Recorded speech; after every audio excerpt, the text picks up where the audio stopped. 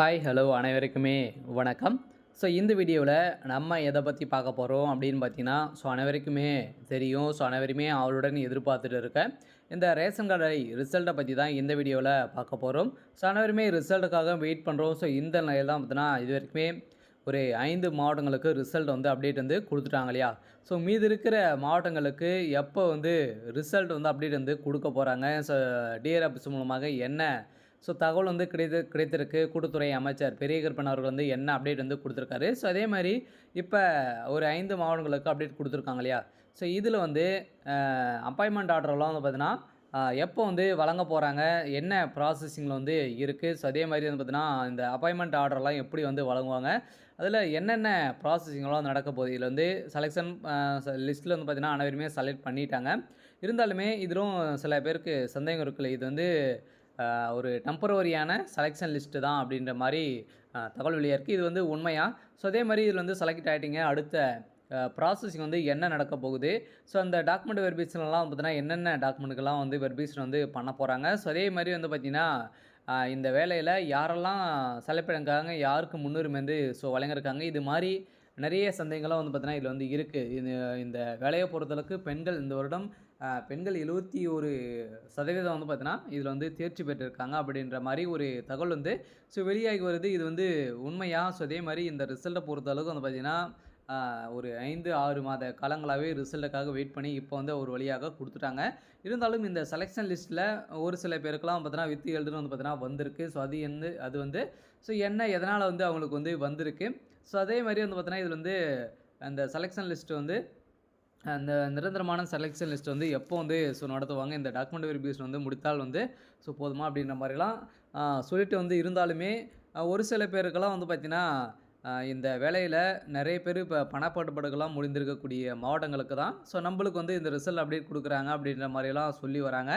அதெல்லாம் பார்த்தீங்கன்னா இதெல்லாம் உண்மையாக? அதே மாதிரி இந்த வேலையில் நிறைய பேருக்கு சந்தேகங்களும் பார்த்தீங்கன்னா இதில் இருக்குது. இதை பற்றியும் இந்த வீடியோவில் நம்ம முழுமையாக பார்க்கலாம்.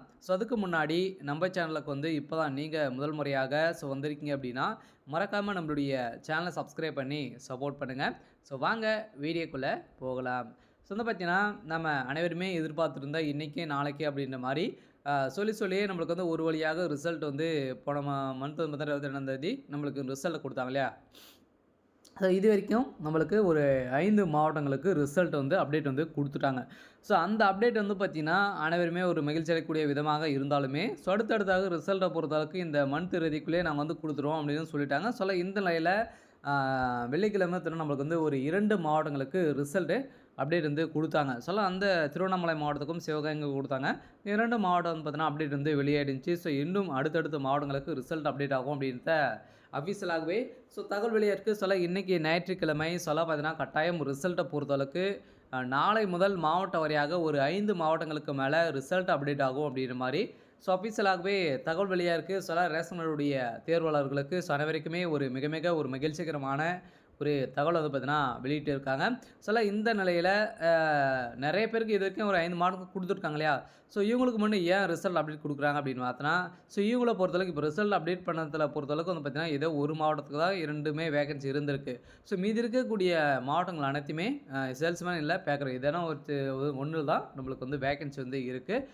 இந்த நிலையெல்லாம் பார்த்தீங்கன்னா நம்மளுக்கு இது வரைக்கும் அப்டேட் கொடுக்குறாங்க அப்படின்னா ஏற்கனவே உங்கள் மாவட்டத்தில் ஏதாச்சும் ஒரு வேகன்சி தான் இருக்குது அப்படின்னா அவங்களுக்கு தான் ரிசல்ட்டு அப்டேட் கொடுக்கறதுக்கான அதிகப்படியான வாய்ப்புகள் இருக்குது. பார்த்தீங்கன்னா நம்ம எதிர்பார்த்த மாதிரி கட்டாயம் ரிசல்ட் அப்டேட் ஆகும் அப்படின்னா இது மாதிரி ஆளுக்கு தான் ரிசல்ட்டை பொறுத்தளவுக்கு அப்டேட் கொடுக்க போகிறாங்க.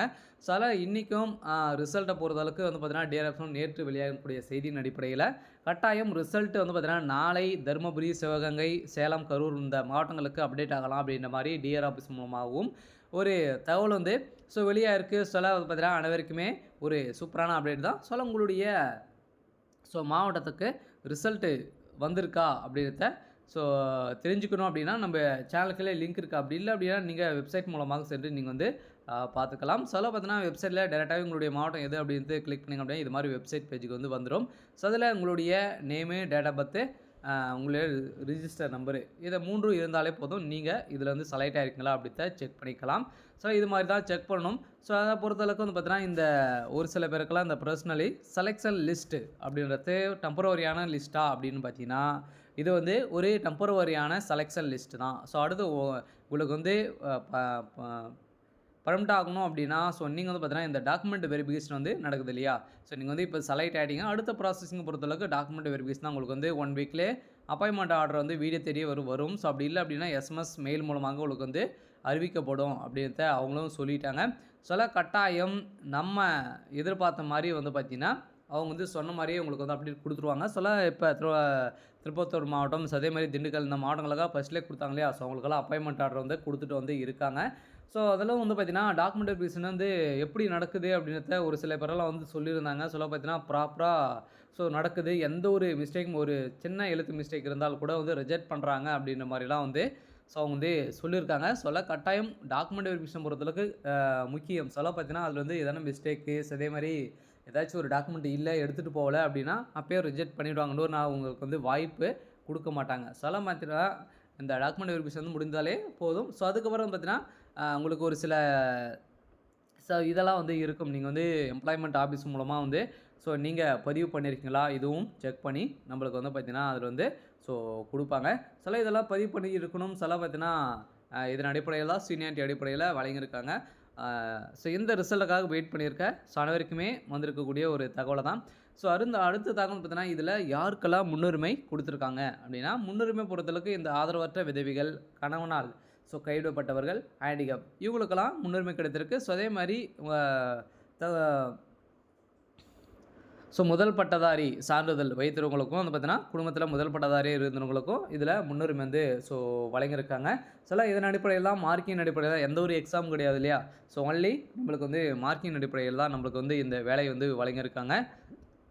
சில இந்த வேலையை பொறுத்தளவுக்கு நேர்முக தேர்வு மூலமாக உங்களுக்கு வந்து கேட்கப்பட்ட கேள்வியின் அடிப்படையில் தான் அனைவருமே இதில் செலக்ட் வந்து ஸோ பண்ணியிருக்காங்க. ஸோ அடுத்ததாக வந்து பார்த்திங்கன்னா ஒரு சில மாவட்டங்களுக்கெல்லாம் நம்மளுக்கு வந்து இதுவே வந்து கொடுக்காம வந்திருக்காங்க இல்லையா. ஆல் டிக்கெட்டே வெளியிடாமல் வந்து இருந்தாங்க. இப்போ சென்னை, செங்கல்பட்டு இந்த மாவட்டங்களுக்கெல்லாம் பார்த்தீங்கன்னா ஸோ ஆல் டிக்கெட் வந்து பப்ளிஷ்ட் வந்து பண்ணிட்டாங்க. சொல்ல பார்த்தீங்கன்னா வருகின்ற 11ஆம் தேதி நம்மளுக்கு நேர்முக தேர்வு நடத்தப்படும் அப்படின்னு தான் சொல்லிட்டாங்க. ஸோ ஒரு சில பேர் தெரிவிக்காதவங்களுக்கு எஸ்எம்எஸ் மெயில் மூலமாக உங்களுக்கு வந்து பார்த்திங்கன்னா வரும் அப்படின்றத சொல்லியிருக்காங்க. சொல்ல நீங்கள் கொடுத்த மொபைல் நம்பருக்கும் அதே மாதிரி மெயில் ஐடி கொடுத்துருப்பீங்க இல்லையா.